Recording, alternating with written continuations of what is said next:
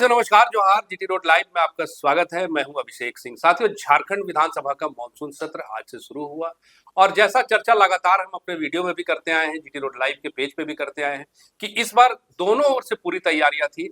आप देख रहे हैं कि जहां एक तरफ छात्र अपनी मांगों को लेकर के कभी सड़कों पे हैं तो कभी मैदान में धरना दे रहे हैं, आंदोलन कर रहे हैं, कहीं प्रदर्शन कर रहे हैं, वहीं दूसरी तरफ सरकार के कान में अब तक जू नहीं रेंगी थी।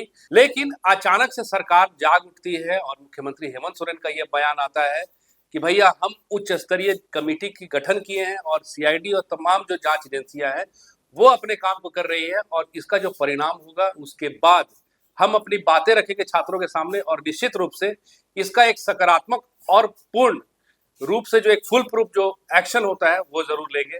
लेकिन बात करें अगर विधानसभा की मानसून सत्र का, तो आप देख रहे होंगे किस तरह से भारतीय जनता पार्टी के तमाम बड़े जो नेता हैं, आप देख रहे हैं कि निर्मल महतो एक रेड कार्ड जो होता है वो लेकर के वहां पर अपने प्रदर्शन को कर रहे थे। वहीं जितने भी और भारतीय जनता पार्टी से जुड़े नेता है वो भी प्रदर्शन में अपनी अपनी बातों को रख रहे थे। वहीं दूसरी तरफ आप देखिए तो सरकार के जो स्वास्थ्य मंत्री है इरफान अंसारी, वो एक अलग अंदाज में नजर आए। बहुत बड़ी बात तक उन्होंने कह दी कि हर बार आपने देखा होगा किस तरह से कि हनुमान अपना सीना चीर के दिखाते हैं, तो इस बार राम ने ही स्वयं अपना सीना चीर दिया है कि उनकी जो अपनी भावनाएं हैं छात्रों के साथ वो हैं और आगे समय पर कहीं ना कहीं हम अपने कामों को कर रहे हैं और जैसे जैसे एजेंसियां अपनी जांच को करती जाएंगी तस्वीरें स्पष्ट होती जाएंगी।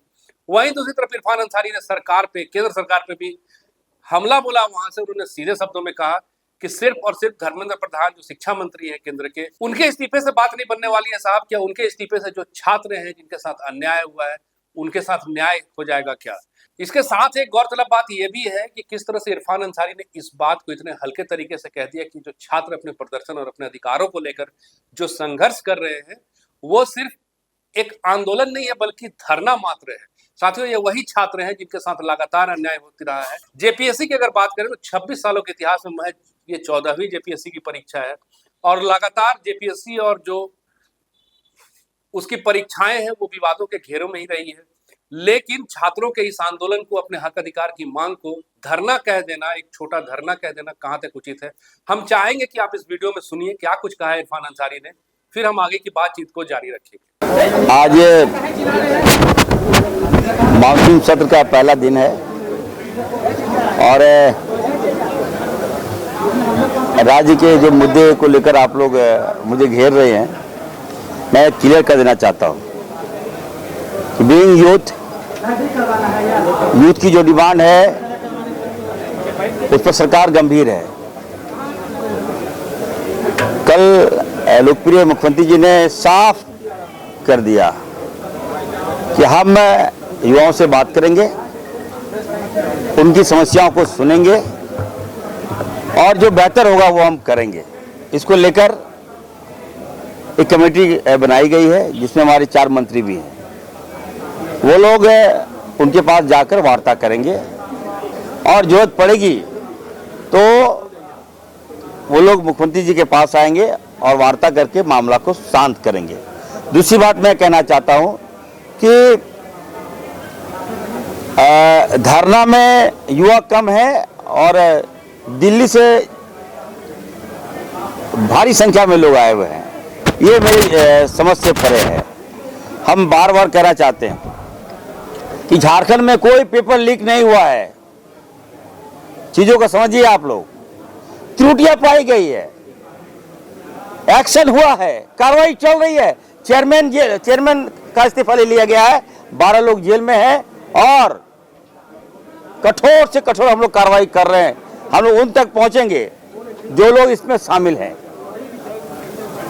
मुझे अफसोस इस बात का है कि भाजपा के लोग उस आंदोलन में चले गए। वहां बाबूलाल मरांडी जी चले गए। जब मैं बाबूलाल जी को देखा तो मैं तो एकदम सदमे में चला गया कि जब जेपीएससी का जब घोटाले की शुरुआत यदि किसी ने किया है तो भाजपा ने किया है और बाबूलाल मरांडी जी ने किया है। विद्यार्थी परिषद विश्वविद्यालय के जो प्रोफेसर थे दिलीप प्रसाद, इसकी नियुक्ति किसने किया? बाबूलाल मरांडी जी ने किया।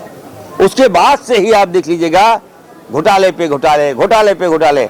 आज आप देख लीजिए, हेमंत सोरेन जी के परिवार का कोई बच्चा जेपीएससी में नहीं है, लेकिन बाबूलाल मरांडी जी का बच्चा जेपीएससी के अंदर कोई ना कोई एम्प्लॉय में हुआ है। सुरेश महतो जी का देख लीजिएगा, जो भी हो, मतलब अगर आप कोई बीज बोए हैं तो उसका ये साइड इफेक्ट है, लेकिन हम लोग उसको दूर कर रहे हैं। और मैं ये कहना चाहता हूं कि नीट एग्जाम अलग है और जेपीएससी का एग्जाम अलग है। यहाँ पर 300 या 400 बहाली होती है, नीट में लाखों लाख बहालियाँ होती है, पूरे हिंदुस्तान के बच्चे वहाँ पर एडमिट होते हैं, और उसके बाद उसके भविष्य के साथ अगर कोई कुचलता है तो ये संसार करने वाली बात है। मैं जो डॉक्टर मैं कहना चाहता हूँ, नीट एग्जाम में जो पेपर लीक हुआ, ये इस्तीफा से काम नहीं चलेगा। अभी तो धीरे धीरे हम लोग बातें आ रही है, बेवजह झारखंड के जो धरना को आंदोलन का रूप दिया जा रहा है, ये बात ठीक नहीं है। हम लोग गंभीर हैं, युवाओं से बात कर रहे हैं, युवाओं के प्रति हमारी बिल्कुल भीतर से हमारी गहरी संवेदना है। और दूसरी बात, एक बात और आप लोग जान लीजिए, हम तो सुने थे रामायण में कि हनुमान जी कलेजा चीरते थे, राम भक्त हनुमान जी कलेजा चीर देते थे, लेकिन पहली बार राम जी ने कलेजा चीरा है, वो भी किसके लिए? हमारे युवाओं के लिए। कलेजा चीरता है इरफान अंसारी, लेकिन पहली बार मैं देख रहा हूं हमारे लोकप्रिय मुख्यमंत्री जी ने युवाओं के हित में सीना चीर दिया कि तुम्हारी पीड़ा मेरी पीड़ा है, you don't worry, I am with you, that's all. और कुछ बातें बताइए आप। हाँ जी, चलिए। बोले बाबूलाल जी या सुदेश महतो का परिवार से है, लेकिन मेरा परिवार से नहीं है भाई, आप पता कर लीजिए, मेरा परिवार से नहीं मिलेगा कोई। आप, मेरा बच्चा पढ़ने में तेज है, लेकिन फिर भी मेरे बच्चे पढ़ने में तेज है, फिर भी मैं जेपीएससी में एग्जाम में नहीं बैठाऊंगा उसको। आरोप लगाने से पहले बस, मेरा कोई बच्चा जेपीएससी में नहीं है। के परिवार है, सभी के परिवार। मैं मुख्यमंत्री जी की बात किया हूँ। मंत्री जी की बात मत कीजिए, आपके संसदीय कार्य मंत्री के भाई सेकेंड डीएसपी कौन है, वो भी है इसमें शामिल। मैंने मुख्यमंत्री जी की बात की, मैंने अपनी बात की है।